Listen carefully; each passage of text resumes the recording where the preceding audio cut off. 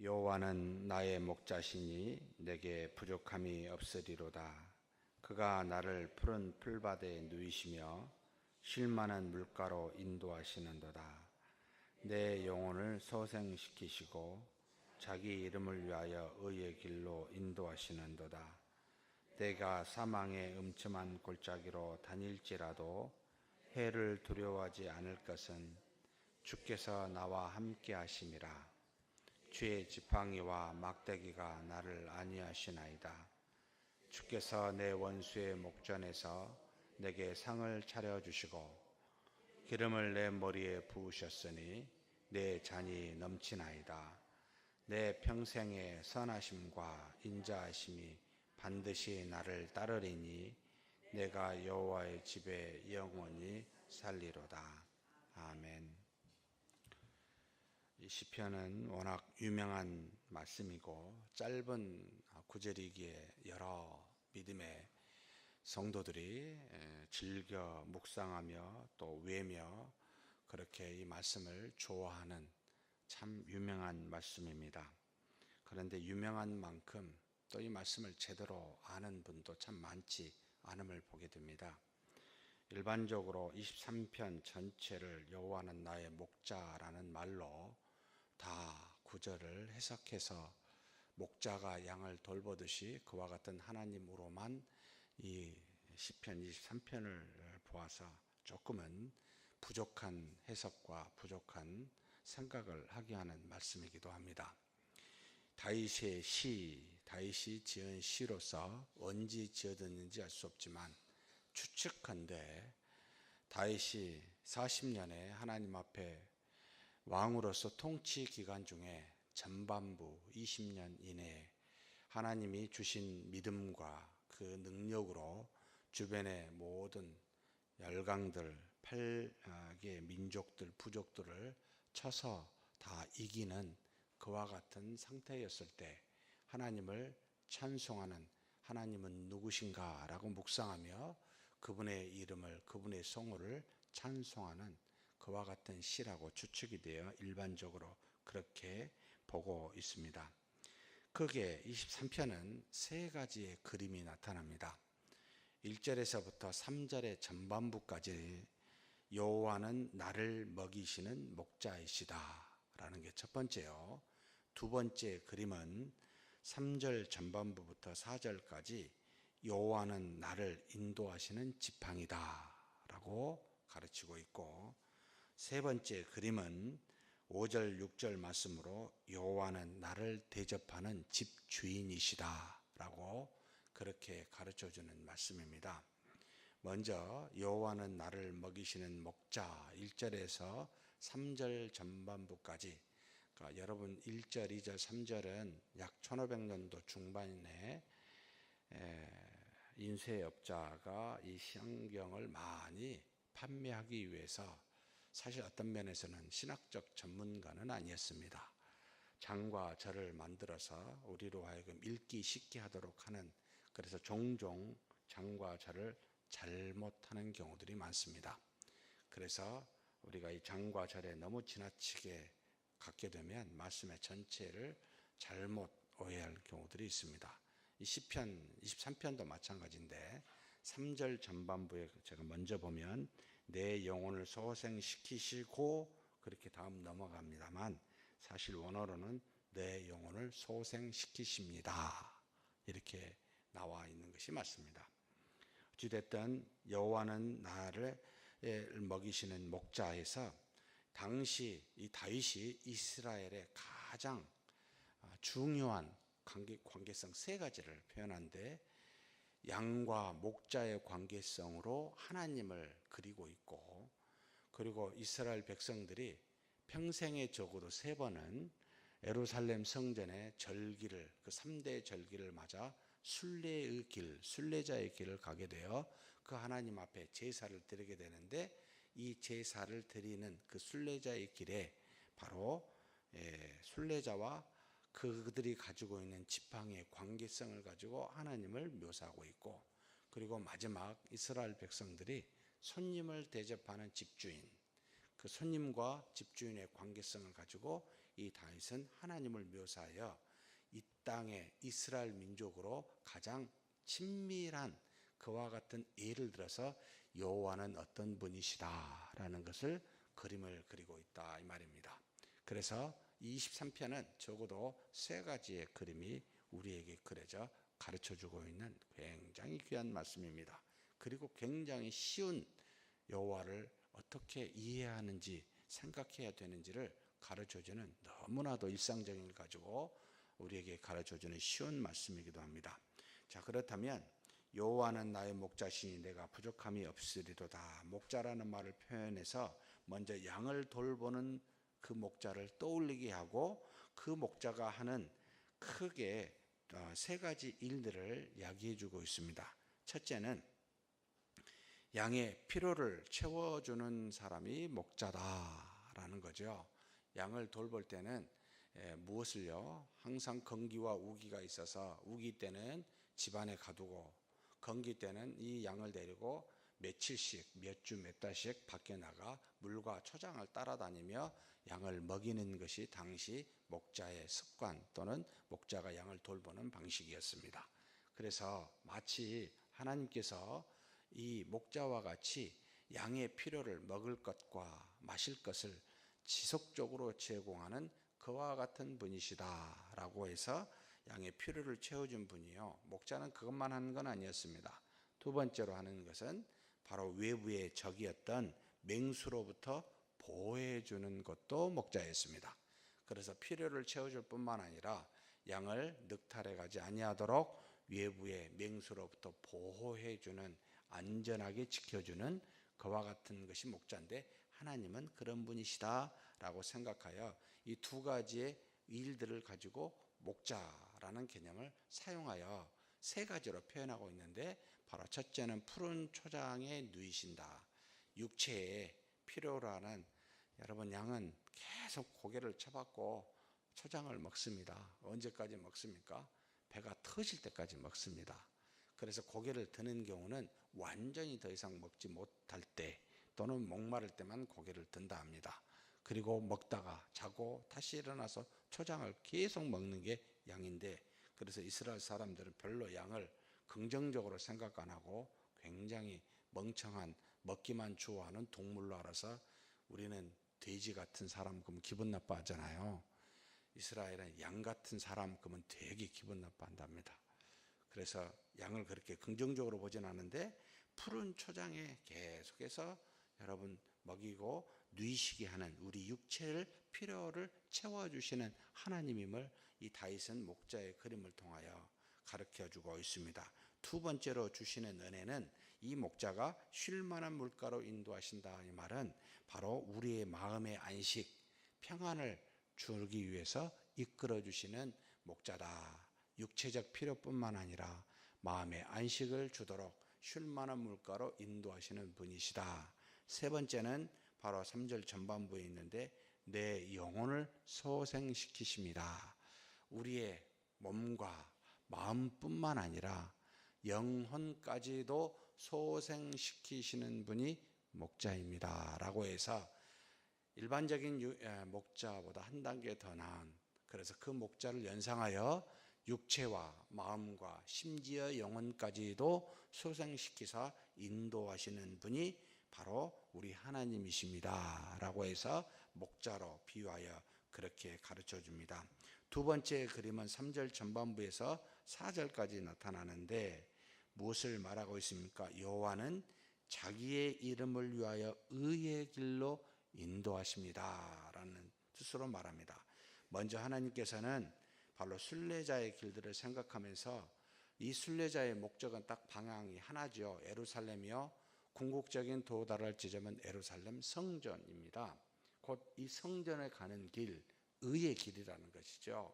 하나님의 뜻을 따라 그곳에서 제사를 드리고자 의의 길로, 살 수 있는 길로, 하나님의 뜻을 따라 살 수 있는 길로 가는 길, 의의 길을 하는데 무엇을 위하여요? 목적을 말하고 있습니다. 하나님께서 자기의 이름을 위하여. 하나님은 우리한테 무슨 일을 행하실 때 우리의 선의 유무를 가지고, 죄의 유무를 가지고 복을 주시고 저주를 주시는 그와 같으신 분이 아니라 하나님은 자신의 이름을 위하여 우리에게 선을 베푸시고 은혜를 베푸십니다. 내가 잘나서 하나님의 뜻에 뭔가 합당해서 뭔가 하나님이 보시기에 좋아서가 아니라 하나님은 모든 것을 우리를 의의 길로 인도하시는 그 모든 뜻은 하나님 자신의 이름을 위하여입니다.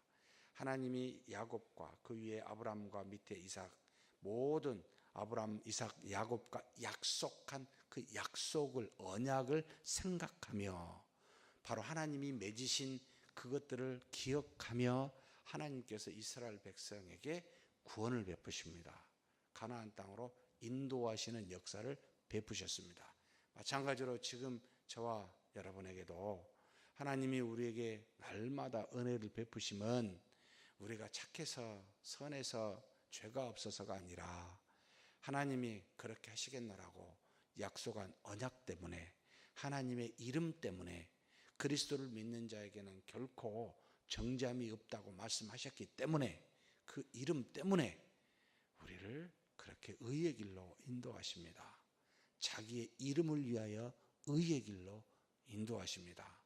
그러니 나의 공로로 나의 뭔가 노력과 의지로 내가 하나님 앞에 베푼 그 어떤 선행으로 또는 무슨 봉사로 하나님이 내 기도를 들으시고 하나님이 나에게 은혜를 베푸신다 생각지 마십시오. 그렇지 않습니다. 하나님은 자신을 위하여 우리와 맺은 언약의 말씀을 위하여 그것 때문에 우리에게 은혜를 오늘도 베푸십니다. 자기 이름을 위하여 의의 길로 인도하신다라고 말합니다. 예루살렘 성전으로 향한 길, 하나님의 향하여 가는 길이 의의 길입니다. 다른 길은 없습니다. 다 사망의 길입니다. 우리는 오직 하나님 안에서만 의로움을 얻었다 할 수 있고 살아 우리는 영혼의 소생을 얻을 수가 있습니다. 그러니 하나님을 향하지 않는 모든 다른 길은 여러분 제하여 버리십시오. 이것을 향하여 의의 길로 누가 인도하셔요? 자기 이름을 위하여 하나님이 우리를 인도하신다라고 말합니다. 그러면서 4절에 내가 사망의 음침한 골짜기로 다닐지라도 예루살렘의 성전에 가기까지 수많은 디아스포라였던 하나님의 백성 이스라엘 백성들이 순례자의 길을 1년에 적어도 3번 하는데 가는 길이 어디겠습니까? 건기 때는 여러분 우기 때는 상관이 없습니다만 건기 때는 물을 찾아 항상 골짜기로 갑니다. 지금처럼 도로가 있고 지금처럼 차량이 있어서 쉽게 갈 수 있는 거리가 아니었기에 어떤 사람은 수일이 가까운 데는 먼 곳에 있는 사람은 몇 달이 걸려야만 했습니다. 그러면 그들이 가지고 가는 여러분 식량과 물은 한정될 수밖에 없습니다. 그리고 그들은 홀로 가지 않습니다. 같이 함께 유대인들이 친족과 더불어 그 사람들이 함께 가는 것이 순례자의 길이었습니다. 그런데 갈 때마다 그래서 골짜기로 이제 물이 골짜기에 있으니까요.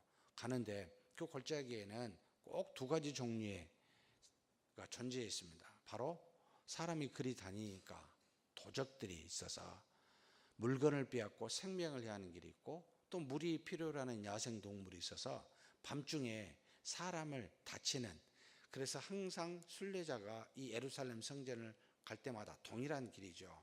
기억하는 겁니다. 몇 년도는 누가 여기에서 죽었고 그 언젠가는 또 어떤 사람이 여기에서 죽었음을 기억하면서 그 길을 갑니다. 그래서 사망의 골짜기라고 표현한 겁니다. 순례자가 예루살렘 성전에 가기까지는 여러 가지 과거에 일어났었던 일들을 기억하며 가기 때문에 거기는 순탄한 길이 아니었기에 바로 하나님을 향하여 가는 길이 어렵고 힘든 일이었기에 그런 사고들이 일어났기에 사망의 음침한 골짜기라고 생각하며 가는데 그러면 이스라엘 백성들 순례자들이 그냥 가겠습니까? 뭔가 방어책을 갖고 가겠죠. 바로 2가지였습니다. 짚고 가는 것이 지팡이요. 이것이 무기가 되는 몽둥이기도 했습니다. 그래서 여기 뭐라고 표현되어 있냐면은 2가지로 이야기를 합니다.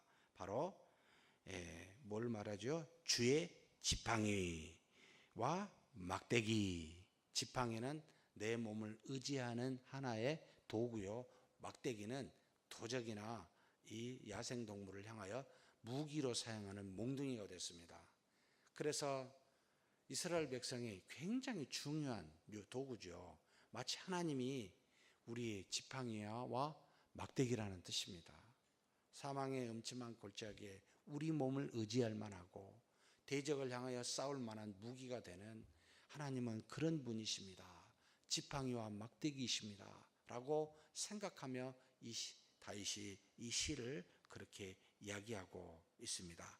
그러면서 뭘 이야기합니까? 내가 해를 두려워하지 않을 것은 주께서 나와 함께 하심이라.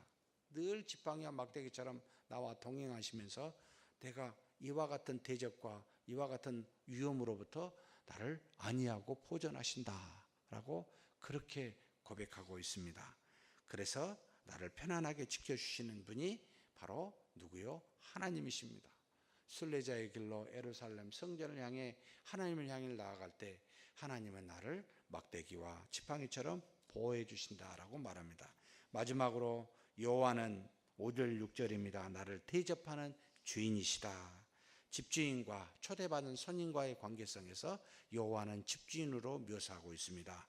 주께서 내 원수의 목전에서 내게 상을 차려주시고, 내 원수의 목전이라 하는 것은 나를 해하려는 수많은 대적들이 있습니다. 지금의 우리의 세상을 말합니다. 이 땅에 살면서 하나님의 뜻을 따라 살아가도록 방해하는 수많은 일들, 하나님을 향하지 아니하도록 우리를 끊임없이 도전하여 넘어지게 하는 수많은 원수들, 바로 이 목전, 원수의 목전에서 뭐요? 나에게 세 가지를 베푼다는 겁니다. 집주인이 당시에 초대한 손님에게 베푸는 세 가지. 첫 번째는 상을 차려주시고 접대하는 겁니다. 우리한테 먹을 것을, 이 말은 나는 일반적으로 이스라엘 백성이 손님을 초대할 때 이 손님은 누구라고요? 이방인이 아니었어요. 유대인들이었어요. 그리고 아무나 아니라 내 친구라는 뜻입니다.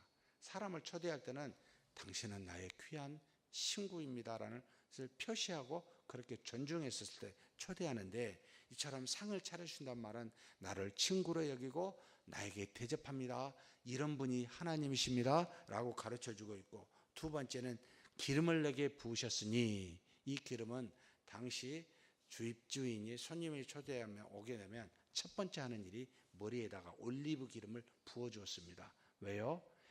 바람에 먼지를 만드니까 그 먼지를 다 닦고 상쾌한 냄새를 맡으라고 귀한 손님일수록 반드시 올리브를 주고 물을 줘서 발을 샌달에 있는 먼지를 다 닦게 하고 머리에는 기름을 부어줬습니다. 귀한 손님이라는 겁니다.